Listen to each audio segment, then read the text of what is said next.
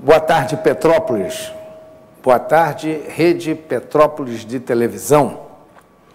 Olá, amigo internauta que nos acompanha por todos os cantos deste planeta azul. Está começando mais um programa da série Dossiê História, um programa eminentemente cultural. Hoje nós faremos um programa especialíssimo.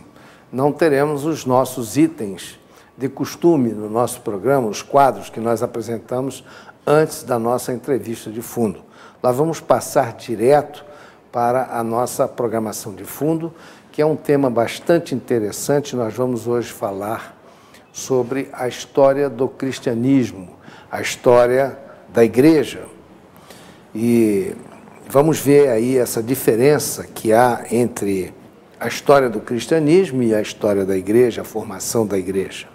Muito bem, para este programa especial, eu convidei uma pessoa também muito especial, que é um professor de história. Ele não gosta que chame de historiador. Ele acha que ele tem a licenciatura em História e se qualifica como professor de História. É o Dr. Bruno Tamancoldi, coordenador do título de História, História Presencial e à Distância da Universidade Católica de Petrópolis. Olá, meu grande amigo Bruno Tamancoldi, prazer grande te receber, satisfação enorme, é uma honra para o nosso programa tê-lo aqui, um programa que é voltado para a história, para o desenvolvimento da história, e ter você aqui é uma honra muito grande. É a primeira vez que você vem, eu já recebi vários historiadores aqui, vários professores de história. Palavras iniciais, microfone à sua disposição para as suas palavras iniciais. Eu que agradeço, muito obrigado pelo convite, Gilberto, um prazer estar aqui. Eu já acompanho o programa, já acompanho o programa com alguns colegas aqui, e para mim é um prazer estar aqui, poder falar de história, né? Como você disse na apresentação muito bem, eu sou um professor de história, né? Você me chamou de doutor, eu ainda não tenho doutorado completo, estou no mestrado, terminando o doutorado, mas sou professor de história porque aquele que leciona é aquele que tem licenciatura. Então, estou em sala de aula, né, diariamente, no ensino médio e também no ensino superior, na pós-graduação também. Então, eu me considero um professor de história. Bruno, eu até queria, aproveitando essa temática aí que nós estamos falando sobre história, professor de história e historiador, eu gostaria que você colocasse para nós a sua opinião. Como é que você faz essa diferença entre o historiador e o professor de história? Não que o professor de história, de sala de aula, do dia a dia, do cotidiano, também não seja um historiador. Mas eu considero que o professor de história, ele tem uma característica um pouco diferente do historiador. O professor de história, ele vai pegar as historiografias, o que foi composto sobre a história, e vai lecionar aquilo. Eu costumo dizer que nós não damos aula de história, damos aulas de historiografia. O que é historiografia, então? É a escrita da história. Quando alguém vê um fato histórico e compõe uma história sobre aquela história do fato, é confuso um pouco, né? Aquilo se torna historiografia. O fato tem múltiplas facetas de interpretação. E como na história, na licenciatura em História, o aluno vai aprender, né, e nós também aprendemos, que a história é multifacetária. Então, quando a pessoa olha a história e compõe uma história sobre aquele fato, ele vai estar empreendendo historiografia. Essa pessoa que faz essa análise, faz essa escrita, é verdadeiramente um historiador. Eu, humildemente, eu só ensino o que alguém já escreveu. Não necessariamente que eu também não possa compor a minha historiografia de sala de aula, as minhas impressões sobre aquilo que se escreveu, mas de uma maneira mais concisa. Isso não diminui, meu querido Gilberto, a especificidade do professor e a qualidade do professor e a função social também do professor de história. Mas eu costumo me apresentar como professor de história, não como historiador. Muito bem, está bem esclarecido. Mas vamos ao nosso tema, então, a origem do cristianismo.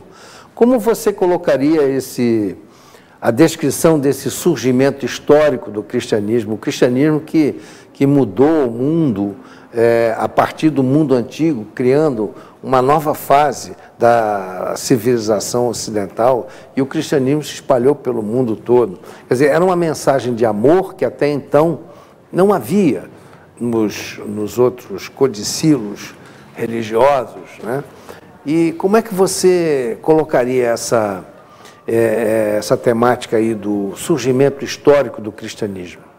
Sem dúvida, uma das temáticas mais fantásticas da história é o cristianismo, sem dúvida nenhuma. Eu tenho uma frase que, de vez em quando, falo em sala de aula, ou então nos cursos de extensão que eu dou na Diocese de Petrópolis, até mesmo fora da Diocese, que é o seguinte: o cristianismo é o maior empreendimento intelectual e caritativo da história da humanidade, sem dúvida nenhuma. É um grande empreendimento intelectual o cristianismo. E essa origem se dá na pessoa de Jesus, sem dúvida nenhuma. Jesus quis o cristianismo, quis uma outra maneira de lidar com o ser humano, principalmente, como você colocou muito bem. A mensagem de Jesus é uma mensagem extremamente antropológica, que perpassa uma revolução também antropológica. Então, a gente pode dizer que Jesus também é um revolucionário, mas não aos moldes leninistas, mas uma revolução antropológica, sem dúvida nenhuma. E os apóstolos empreenderam todo o cristianismo. Se você pegar uma passagem interessante de Lucas, muito provavelmente ditada por Paulo, né, em Atos dos Apóstolos, Lucas, que escreveu o Evangelho de Jesus também, segundo Lucas, e escreveu também o Atos dos Apóstolos, né? Lucas era discípulo de Paulo, e ele vai lá no capítulo 2 do Atos dos Apóstolos e vai dizer: perseveravam ele na doutrina dos apóstolos. Então a igreja cristã como um todo, não só a igreja católica, mas a igreja cristã como um todo, ela é apostólica, dizendo que Jesus quis, empreendeu, mas quem levantou a construção foram os apóstolos. A gente tem aí quem é Jesus, né? É uma frase interessantíssima, né? Quem é Jesus no slide, né? Eu até gostaria que isso quem é Jesus, né? A gente tem é uma pergunta, né? Quem é Jesus? A gente pode ir para um pouco de história, né? Se você pegar um descendente de Jesus mais antigo, seria Davi, né? Como eu estava aqui conversando com o professor Efraim, falando da minha família Tamancolde, né? Então, minha família veio da Itália, de Casa Maggiore, do norte da Itália, aproximadamente no ano de 1891, tá? Exatamente quando escreveram a Rerum Novarum, né? do Leão XIII. Meus parentes mais antigos são esses, né? Mais conhecidos, né? O parente mais ilustre de Jesus é Davi. Davi era um grande rei de Israel, né? Sucedeu Saul, né, que caiu em desgraça por conta de não ter queimado os despojos de guerra, e Davi foi um grande rei. E, segundo o relato bíblico veterotestamentário, isso quer dizer do Antigo Testamento, Deus prometeu a Davi uma aliança plena a partir de seu nome, né? Isso a gente vai ter lá em Isaías 11, falando da origem, da raiz de Davi, do tronco de Jessé, nascerá um rebento, e esse rebento, segundo a tradição cristã, é o próprio Cristo. Então a gente avança, né? A gente tem o lugar que Jesus nasceu, a gente tem o significado do nome de Jesus, significa Deus salva, Cristo ungido, né? Jesus, José, Jesus aos 12 anos, Maria, que disse sim a Jesus, né? Jesus no templo. E então um pouco da mensagem de Jesus. A gente tem uma pintura belíssima do batismo de Jesus, que é uma pintura renascentista, né? Se não me falha a memória, Jacopo Negretti, que está pintando o batismo de Jesus. Jesus no templo, né? Interessante, ele vai falar sobre, ele vai abrir o livro do profeta Isaías, né? Isaías 61, o Espírito do Senhor está sobre mim, e ele fala: hoje se cumpre as Escrituras, dizendo que ele é o Messias. Então a gente pode dizer que a origem do cristianismo é o próprio Cristo. Ele é a mensagem, como você introduziu perfeitamente, ele é a mensagem que vai gerar todo depois, mais tarde, lógico, esse processo religioso. A religião já é um tópico posteriori, tá? A gente pode dizer que Cristo a mensagem e que quis também uma igreja, se assim podemos dizer, e a religião foi sendo construída ao longo do caminho, principalmente pelos apóstolos, né? A gente pode dizer Pedro, Paulo e João, né? E Tiago também, são os alicerces do cristianismo, sem dúvida nenhuma. Na Igreja Católica, aqui só abrindo um parênteses nisso que você está falando, a Igreja Católica, ela adotou na Bíblia apenas 4 livros. Sim.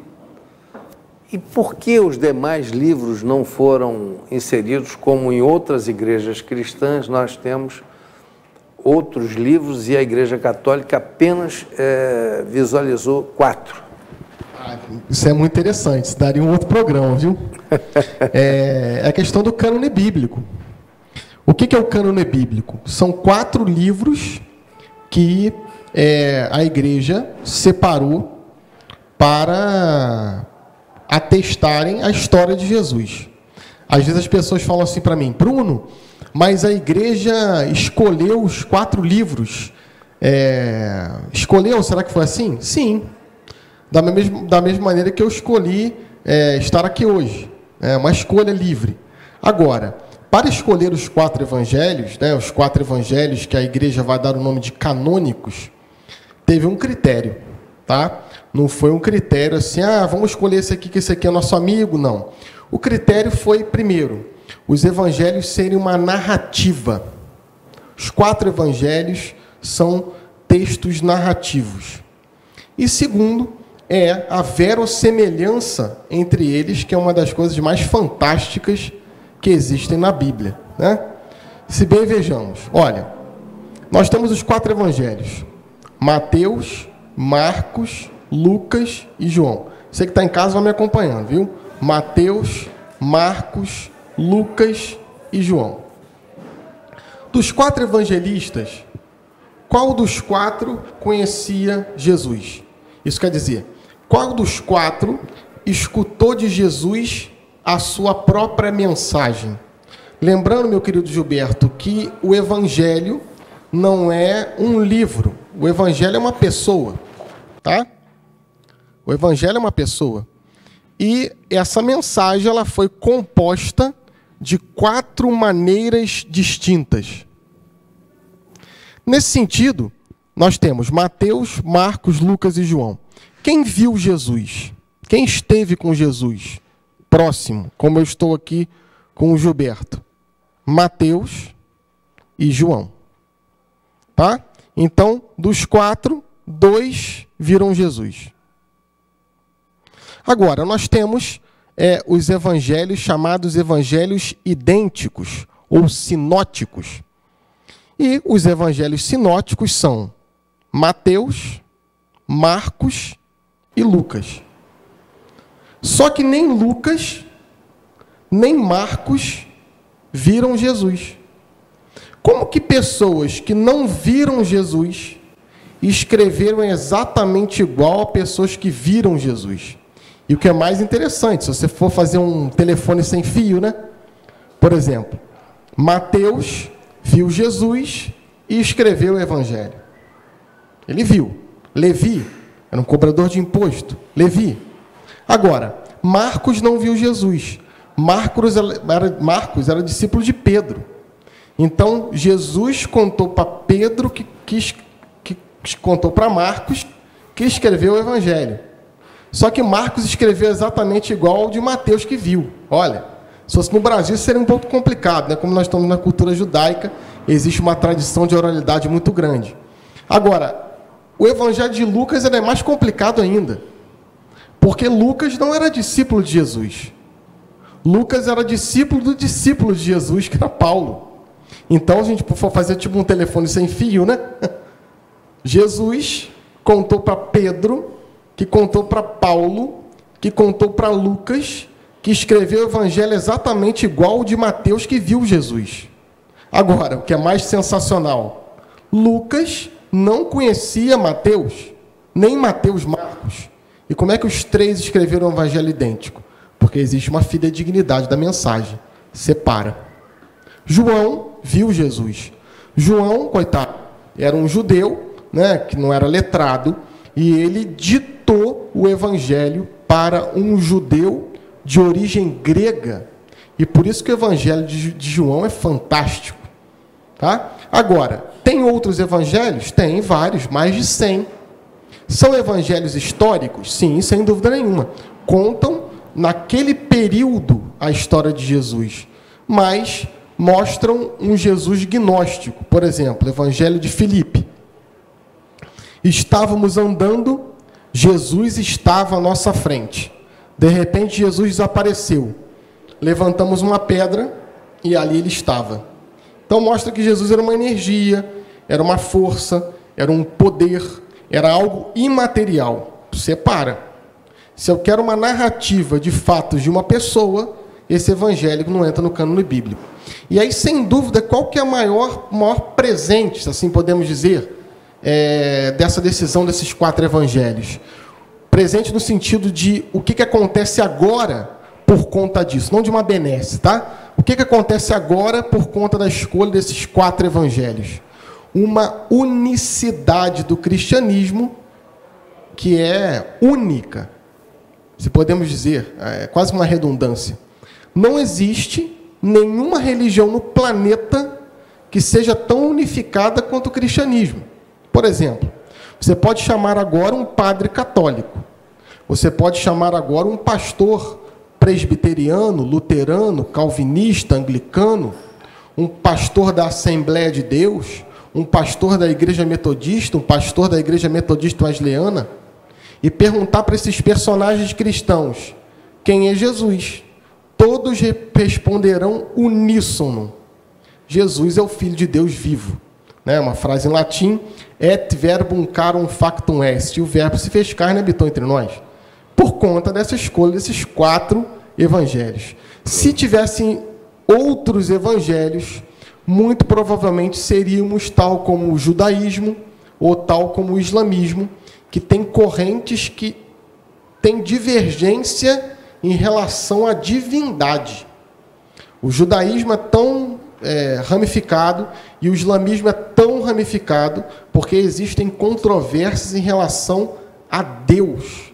Isso não acontece no cristianismo por conta da escolha dos 4 evangelhos. Sem dúvidas, essa pergunta é uma pergunta que demanda um tempo maior.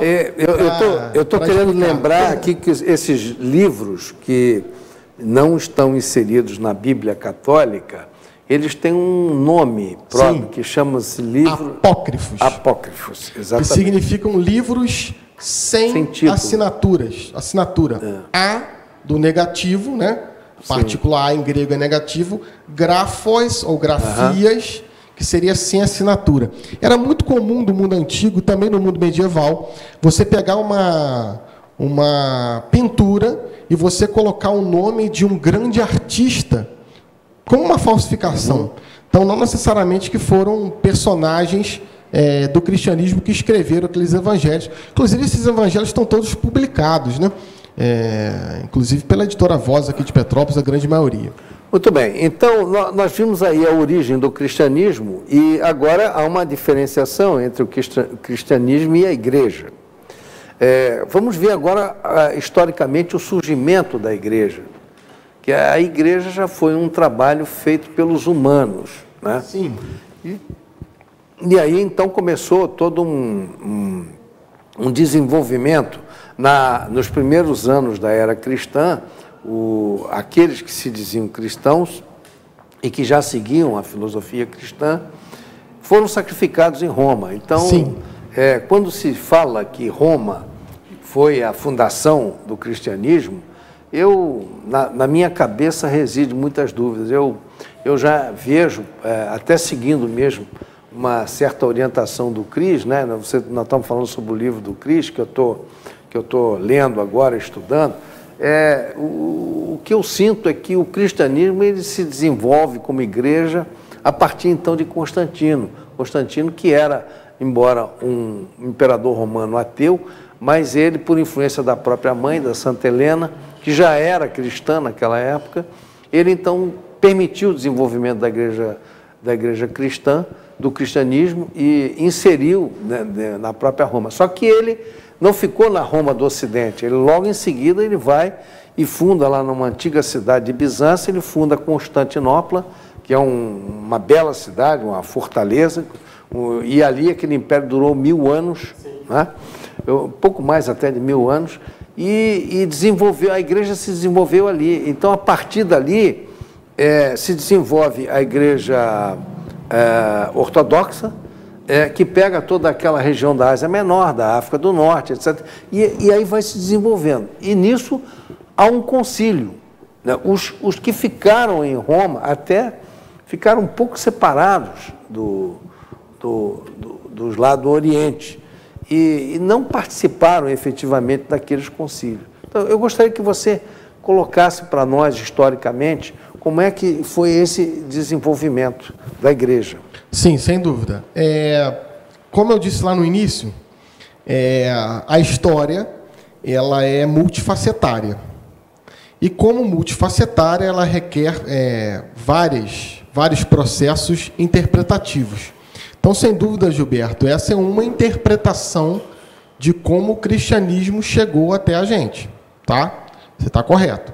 Agora, tem outras interpretações. Por exemplo, até partindo um pouco do que você disse do Christopher Dawson, que vai falar sobre a origem do cristianismo.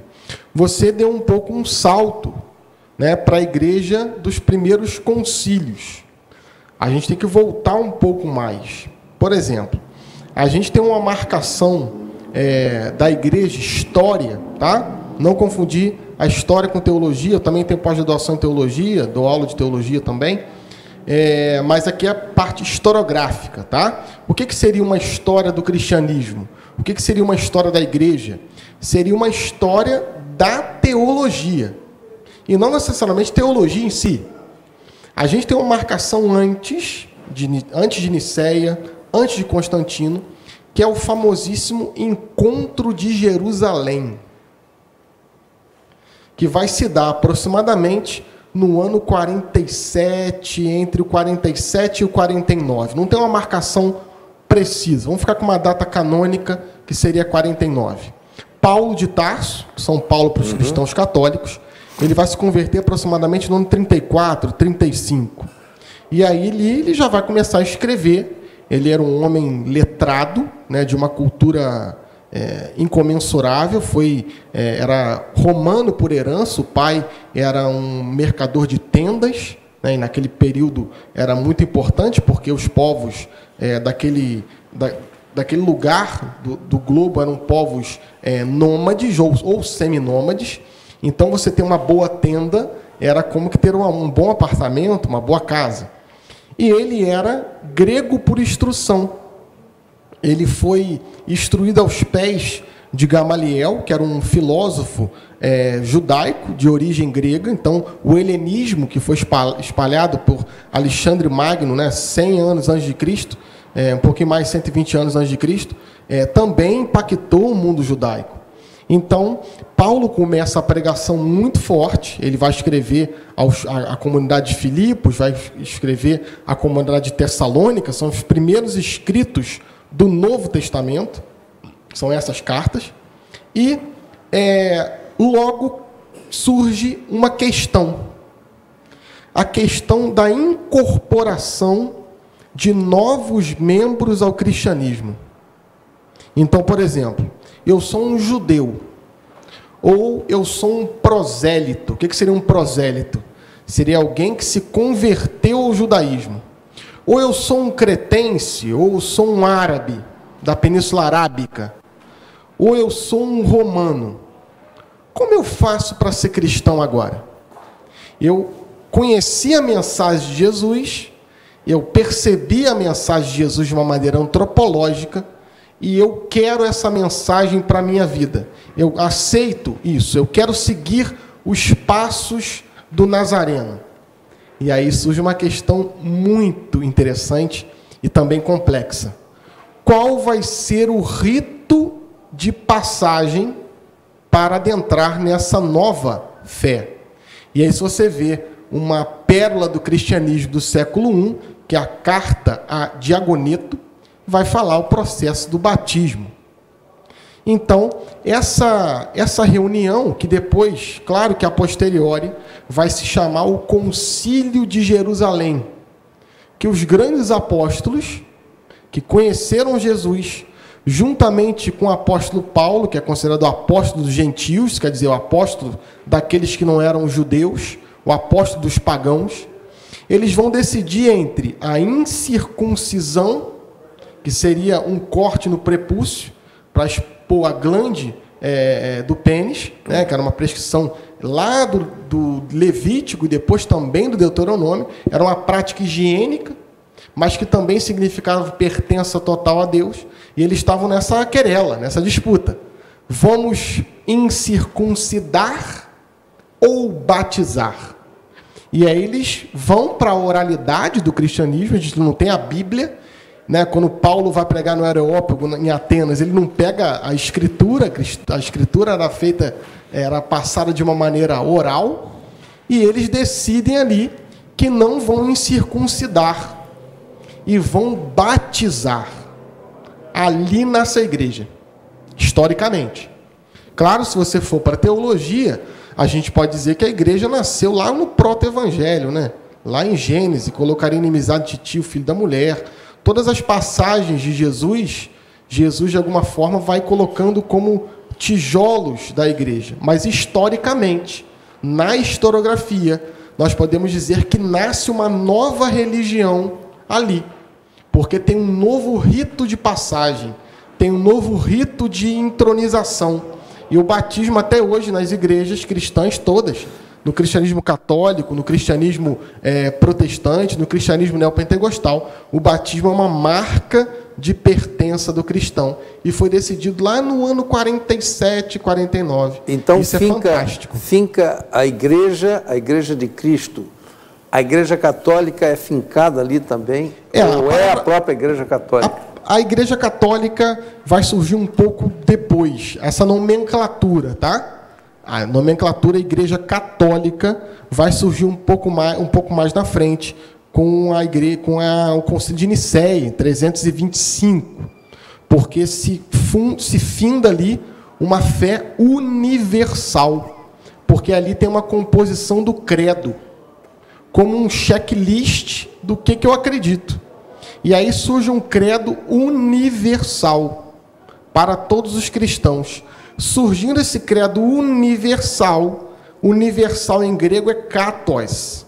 E aí católicos, aqueles que acreditam no credo de Nicéia. Claro que essa igreja de 49, do Concílio de Nicéia, recebe o nome de católica. Claro que ao longo do caminho a gente tem algumas divisões, né? A divisão mais significativa é a divisão de 1054, cisma do Oriente, que vai dividir, né, o bispo de Constantinopla, excomunga o bispo de Roma, que é o Papa, e o Papa de Roma excomunga o bispo de Constantinopla, e isso só vai ser retirado na década de 60, com Paulo VI, e depois com João Paulo II também, e com Bento XVI também, com o Papa Francisco também. E depois... E qual foi a causa dessa discórdia? Muitas questões políticas, organizacionais, de comércio, né? Você tem a invasão dos povos bárbaros em 476. É claro que quando o Império Romano está avançando, avanço imperial, né? Expansão imperial. Quando os povos que perderam o seu território estão retomando o seu território, é invasão bárbara. Tá? Claro que a palavra bárbara é dada pelo próprio romano, porque esses povos são povos eslavos. A língua eslava é uma língua extremamente complicada, porque não tem vogal. Então, surge a expressão de balbuciar. Ele não falava, ele balbuciava, então vem o termo bárbaro. Mas bárbaro, tal como um gentil, era todo mundo que não era daquela terra. O judeu vai chamar de gentil todo mundo que não é judeu. E o romano vai chamar de bárbaro todo mundo que não é romano. Que quer dizer que estava fora dos limites, né, de Roma. Isso. Bem que os limites de Roma eram um mundo, né? Muito complicado falar dos limites de Roma. Você pegar o mar Mediterrâneo, com Trajano, que é o auge do Império, eles dominavam o mar Mediterrâneo completamente. Mas esses povos lá em 476... Em relação ao norte da Europa, né? Porque lá eles tinham, na Floresta Negra, ali tinha uma divisão. Sim. que ia dali até a Inglaterra, né? Pegava aquela parte que hoje é o território da França, que na época eram outros povos que habitavam ali, já estavam sob o domínio romano, mas quem estava para lá da Floresta Negra eram os bárbaros que estavam fora da administração romana. O Júlio César ele consegue invadir apenas metade da ilha britânica, né? É interessante que Churchill, quando vai empreender a retirada de Dunkerque, né? O Dunkerque, né? Em Calais, ele falou, olha, nem Júlio César invadiu completamente a nossa ilha, não vai ser o Hitler que vai invadir. Então, essa disputa foi por conta disso. O Império Romano do Ocidente, com a capital em Roma, foi invadido de uma tal maneira que em 496, 20 anos depois, assume um rei bárbaro o trono de Roma, se assim podemos dizer, que é Clovis, e ele vai empreender uma dinastia cristã depois. Ele ganha do visigodo, lá do visigodo e ostrogodo, que eram povos também, Alarico, né? Então, em 503, ele vence uma batalha importante e é batizado por Remígio, que é um bispo de Reims, na França. E ali surge a primeira dinastia cristã, chamada dinastia Merovingia. Então, Roma vai aos poucos se tornando o que nós conhecemos como a Idade Média, né? As cidades foram fragmentadas e de uma tal forma que depois de 300, 400 anos a gente vai chegar na Europa feudal. Agora, no mundo oriental, Roma ainda tinha o auge por conta da cidade murada, que você falou muito bem na introdução. E aí surge a questão: o Papa do cristianismo tem que estar onde? Numa cidade que foi tomada pelos povos bárbaros ou numa cidade que ainda se considera romana? E aí brigas comerciais e também políticas foram a cerne dessa questão. E também tem algumas questões relacionadas à teologia, por exemplo, o cisma iconoclasta. Por exemplo, deixa eu ver se eu pego uma imagem aqui no slide que tem algum ícone cristão. Aqui, vamos ver, vamos voltar aqui um pouquinho. Por exemplo, aqui nós temos um ícone grego, tá? Esse ícone grego é próprio desse cisma iconoclasta. Os ortodoxos, católicos ortodoxos gregos, eles não acreditam em imagem. Então, você não vai encontrar uma imagem na igreja ortodoxa grega, ortodoxa russa. Você vai encontrar figuras. A única imagem que pode ser representada como imagem, como estátua, literalmente, é a cruz de Cristo, tá? E nós temos essas imagens chapadas. É muito comum em Petrópolis, principalmente, uma devoção muito grande à Nossa Senhora do Perpétuo Socorro, que também é um ícone grego. Já o católico do mundo ocidental recebeu essa tradição, né, de ícones e de imagens do mundo greco-romano. É interessante quando a gente estuda isso em história da arte, a gente ter essa percepção, o que é o ícone para o mundo grego, o que é a imagem para o mundo latino, se assim podemos dizer. E foi basicamente por isso que o cristianismo se dividiu. Então, na igreja ortodoxa, você vê essa imagem. Na verdade, não se fala nem imagem, se fala ícone. Sim. Ícone. O ícone da figura de Cristo. Isso. Né? Mas somente essas que eles adotam, não é? Isso, tem uma maneira própria de desenho, uma maneira própria de configuração. Não é igual aqui no mundo latino, que a gente tem uma imagem de São Pedro na sua casa, tem uma imagem de Nossa Senhora. Não, para eles isso não é considerado. Interessante, já na esteira aí desse assunto, é que os protestantes, né, de uma forma geral, evangélicos, acusam, né, os católicos de adorarem imagens, o que, para nós que temos uma formação católica, não é exatamente essa a impressão que nos passa, né, não, de nós de adoradores de imagem. Que nós vemos na imagem apenas um respeito, né? Uma lembrança, uma memória. Essa colocação das imagens, até tridimensionais, na Igreja Católica, Qual é o fundamento disso? Qual é a causa disso? Então, a gente tem relatos bíblicos, né? Principalmente relatos do livro do Êxodo, falando sobre imagens, né? Agora, para entender o que seria uma idolatria, a gente tem que pegar um pouquinho da economia, tá? Me dá licença, ver se eu tenho uma notinha aqui, para fazer uma brincadeirinha com o telespectador.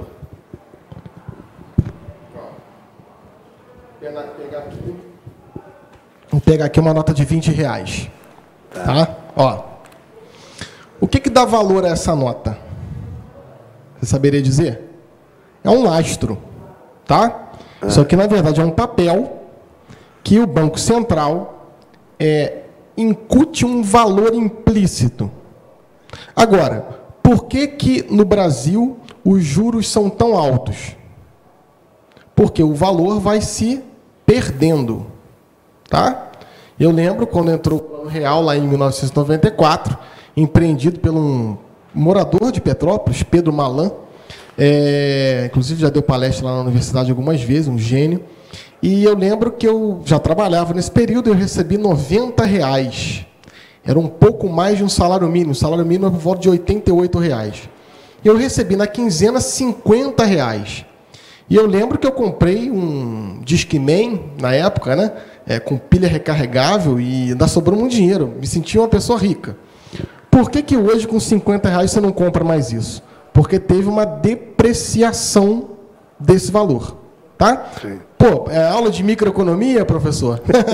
Não, o que acontece?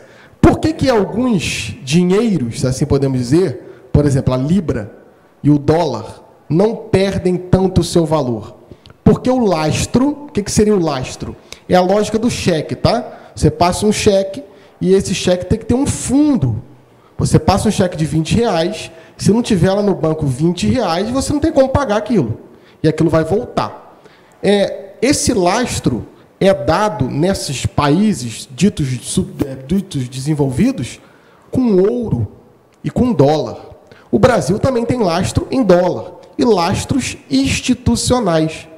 Porém, quando as instituições perdem o seu valor, o dinheiro tende a valer menos. Agora, vamos colocar que eu vou agora na Argentina, vou dar um passeio na Argentina, e eu tenho uma pepita de ouro, com alguns gramas. Quanto que vai valer o ouro lá? É uma cotação mundial. Se de repente eu quiser pagar um cafezinho lá com R$5, será que eu vou conseguir? Muito provavelmente não. Mostrando que esse dinheiro tem um valor relativo ao Brasil. Agora, o ouro tem um valor universal. Agora, esse dinheiro só tem valor porque tem um lastro lá. Onde que eu estou querendo chegar? Você pega todos os personagens do cristianismo, todos eles. Tá? Personagem principal do cristianismo católico, né? Paulo de Tarso, São Paulo. Você pega Maria, Nossa Senhora, para os cristãos, são personagens. Agora, esses personagens só têm valor porque existe Jesus. Sem o valor sagrado de Jesus, nenhum desses personagens teria valor algum. A idolatria seria você substituir o sagrado pelo relativo. Então, Maria está relacionada a Jesus. Paulo está relacionado a Jesus. Pedro está relacionado a Jesus. Santo Antônio está relacionado a Jesus. São Francisco de Assis está relacionado a Jesus. Eles só são santos porque Jesus é o santo por excelência, lá em Deuteronômio 4. Então, quando eu substituo isso, aí sim, eu cometo uma idolatria. Mas isso não acontece, a doutrina cristã católica em nenhum momento fala que Maria, os santos, são maiores que Jesus. Muito pelo contrário. A devoção não é adoração. A devoção a esses santos, a esses personagens, é uma devoção totalmente cristológica, onde Cristo está no meio, no centro. Quando eu olho para Maria, logicamente lembro de Jesus. Quando eu olho para Paulo, a história de Paulo só é a história de Paulo porque tem Jesus. Então tem que entrar também nessa analogia para entendermos perfeitamente o que é a idolatria, que é uma temática interessantíssima, sem dúvida nenhuma. Muito bem. Eu tenho uma formação católica e estudei em colégio jesuíta e sempre tive próximo à Igreja Católica, fiz igreja também em certa época da minha vida, participei de alguns eventos, mas tem uma coisa que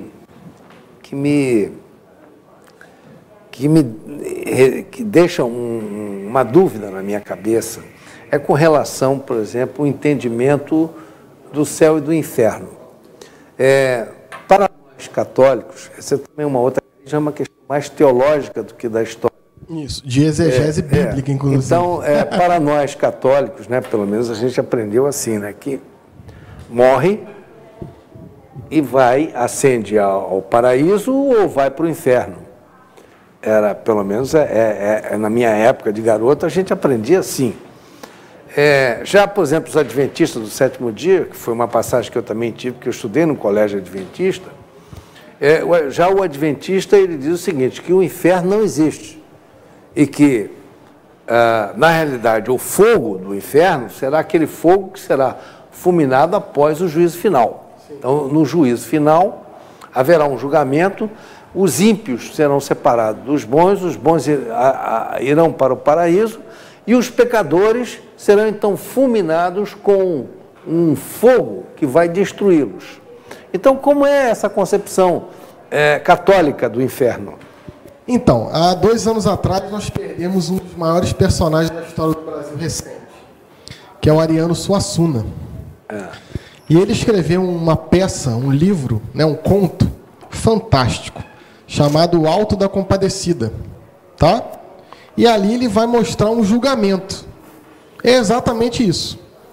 O cristão católico, né, ele vai ser julgado automaticamente. E ele vai para o céu ou para o inferno. Se ele for para o céu, ele precisa passar por um processo de purificação. Da onde que tirou isso, Bruno? Jesus disse a Pedro, olha, aquele que não tiver um coração puro, como o de um bebê, ou de uma criança, então uma inocência pueril, não entrará no reino dos céus. Aí Pedro retruca, né? Olha, como isso é possível? E aí Jesus fala, olha, o que para você é impossível, para Deus não é. Agora, isso é uma questão histórica, de exegese bíblica. O que é exegese bíblica? Seria a interpretação minuciosa das Escrituras. Isso vem uma questão de fonte da Escritura em si, principalmente do Antigo Testamento. A gente tem que ir lá em Lutero, tá? Lutero, que era um monge agostiniano, inclusive as 95 teses estão comemorando esse ano 500 anos, né? Um amigo meu protestante falou, 500 anos da Reforma. Eu falei, não, opa, 500 anos das 95 teses ano passado, né? Porque as 95 teses foram em outubro de 1517. E Lutero só rompe com a igreja completamente em 1520, 1521. Lutero ele vai pegar uma tradução da Bíblia, que é uma tradução judaica. E a Bíblia católica ela é traduzida da Septuaginta, que é uma tradução que está lá na Biblioteca de Alexandria, que Jerônimo pega para traduzir para o latim. Alô? Traduzir para o latim. E aí o que acontece? Essa Bíblia chamada Septuaginta foi um pedido de Alexandre Magno para colocar na Biblioteca de Alexandria. Então reuniu 70 sábios judeus para compilar as escrituras judaicas. E quando Jerônimo vai traduzir o Antigo Testamento para o latim, ele pega essa versão. Lutero não. Lutero pega uma Bíblia hebraica também, só que os livros em grego não estão. E aí, para o católico, tem 7 livros a mais, ou 7 livros a menos, para o protestante de origem luterana. E nesse livro, que Lutero não traduziu do grego, tem um livro fantástico, que é dividido em 2 partes, chamada Primeira e Segunda Macabeus. E ali tem toda a doutrina do purgatório. Tem toda a doutrina de você rezar pelos mortos. Por exemplo, Às vezes as pessoas falam assim, missa de sétimo dia, para que isso? A igreja não celebra a morte, muito pelo contrário. A igreja celebra a vida. Se chora no caixão, porque a vida foi plena. E por isso que se celebra a missa de sétimo dia, porque no sétimo dia Deus descansou, mostrando que é a plenitude da criação, que a nossa vida se finda com o descanso. A nossa vida tem o vértice final na morte. Isso é fantástico, né? Antigamente, antes do Vaticano II, tinha a oração de preparação para a morte, né? Hoje em dia se causaria um pouco de pavor, né? Então, tem toda essa questão historiográfica, né? De você escolher alguns livros e traduzir alguns e não outros, né? Mas é bem interessante também essa questão histórica. Agora, dúvida, né? Eu colocaria aqui para você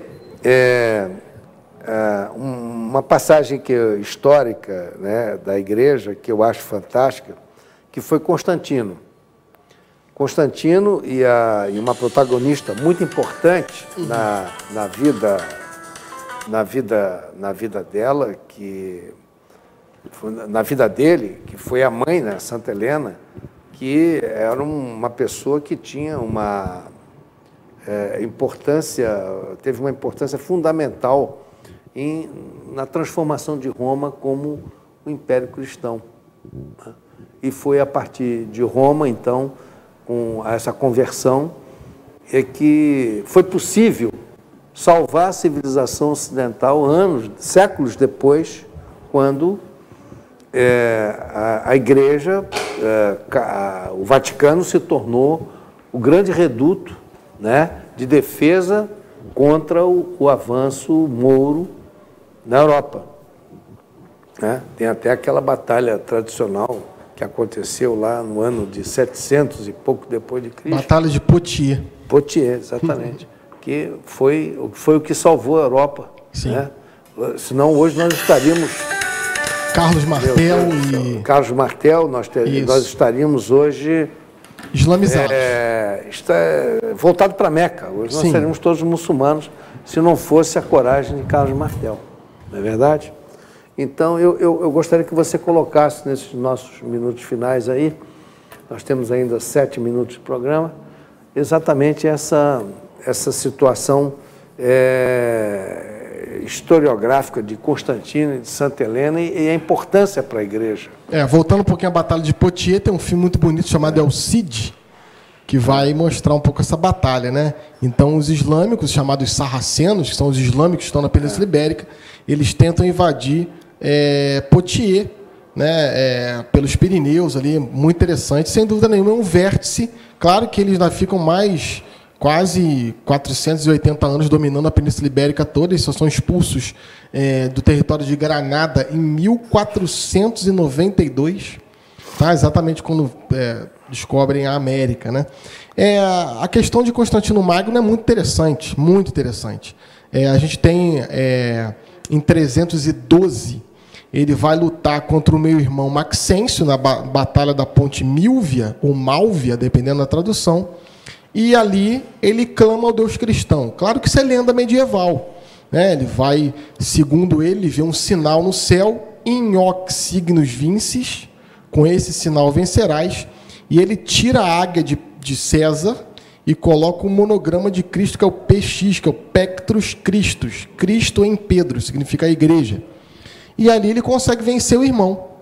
E vencendo o irmão, ele volta para Roma e juntamente com um general que ele coloca para administrar o Império Romano do Oriente, chamado Licínio, né, o nome dificinho, né? Em 313, ele proclama o famosíssimo Edito, ou Édito, de Milão. E ali é muito interessante, ele fala, olha, das coisas próprias da governança do império, a religião também nos é muito cara, e ali ele liberta o cristianismo. Então, em nenhum momento, ele transforma o cristianismo em um cristianismo oficial. Quem vai fazer isso é Teodósio, em 380. Esse, sim, cristão, sem dúvida nenhuma. Constantino, claro, que a teologia vai falar que ele é cristão. Inclusive, vai falar que ele reformou mosteiros, ele fez a primeira basílica vaticana, tá? Que era um templo de Apolo, se não me falha a memória, né? E ele vai libertar o cristianismo. Ele vai convocar um concílio chamado Concílio de Nicéia, né? Que, na minha opinião, está entre os 4 concílios mais importantes da igreja. Então, a gente tem, na minha opinião, Jerusalém, tá? Que vai decidir se batiza ou não. 325, que é Nicéia, que é a questão da natureza de Jesus. Tem o Concílio de Calcedônia, que é no século XIII, e tem o Concílio de Trento, que é no século XVI, que seria a Contra-Reforma. Tá? São os 4 concílios mais importantes da igreja. Mas, sem dúvida nenhuma, você colocar, você converter o Império Romano e converter o mundo grego é converter toda a humanidade, né? Porque, nesse período, o pensamento era o pensamento grego e a organização política e social era romana. Então, se você converte a intelectualidade do lugar e a organização do mesmo, você converte toda a humanidade. Então, esse foi o grande empreendimento de São Paulo.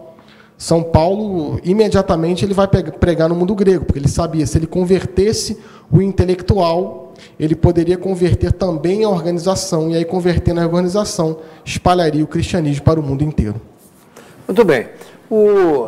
Então, para terminar, nós temos ainda 3 minutos de programa. Eu gostaria que você traçasse assim uma linha. Isso daria mais um programa especial, mas apenas para traçar uma linha. Dentro da Igreja Católica, atualmente, há um grupo de sacerdotes que adotaram o marxismo junto ao cristianismo. Como é que você vê essa situação? Isso é compatível ou é incompatível? Não, totalmente incompatível. Tá? Claro que tem que analisar caso a caso, né? Inclusive, a Igreja Católica tem uma doutrina social belíssima. Inclusive, eu vou começar um curso agora de doutrina social da Igreja, que na verdade está rolando, né? Na paróquia de Raiz da Serra. Tá? Acontece todas as terças-feiras, aliás, todas as sextas-feiras, 19h30. Você pode chegar, pode visitar.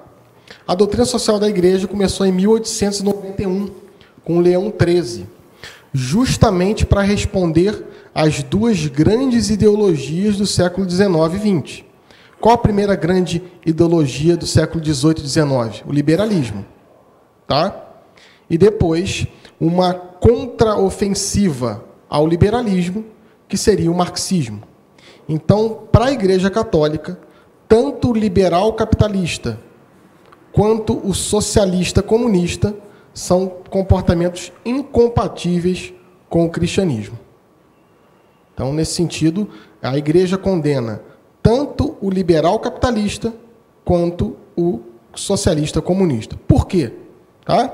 Vale muito a pena ler a doutrina social da Igreja, ler o compêndio da doutrina social da Igreja, especificamente a carta belíssima do Leão XIII, chamado Rerum Novarum, que ele vai explicitar isso. O que acontece? O liberalismo capitalista, primeiro que ele vai excluir Deus. O liberalismo é um mundo sem Deus. E ele vai colocar o capital como o centro de todas as relações sociais. E o socialismo comunista vai criar o Estado como centro de todas as relações sociais. Então, ambos são excludentes de um princípio religioso e criam também amarras. Você pega o socialismo, que é a via intermediária para você chegar ao comunismo, né? O Estado é tudo. Tá? O Estado cria uma amarra. Então, se você pega a doutrina social, o que vai falar? A pessoa, o Estado é para a pessoa, e não a pessoa para o Estado. Então, a doutrina social da Igreja, de repente, pode marcar um outro programa para falar sobre a doutrina social da Igreja. É só o primeiro. Tem 4 grandes princípios. Tá? O princípio da destinação universal dos bens, então os bens são de todos. O princípio da subsidiariedade, que é um nomezinho meio complicado, subsidiariedade, que vem de subsídio, que significa ajuda. Tá? O princípio da participação, isso quer dizer, o cristão leigo tem que se meter em política verdadeiramente, e o princípio do bem comum. Tá? Muito bem. Nós temos já zerado aqui o nosso cronômetro. Muito obrigado pela tua presença. Eu que agradeço. Tá? Agradeço também a atenção dos telespectadores que nos acompanharam. E nas próximas semanas estaremos aqui com uma nova atração. Não esqueçam que o nosso programa, para quem não assistiu integralmente, reprise domingo às 9 horas da manhã. Uma boa noite a todos.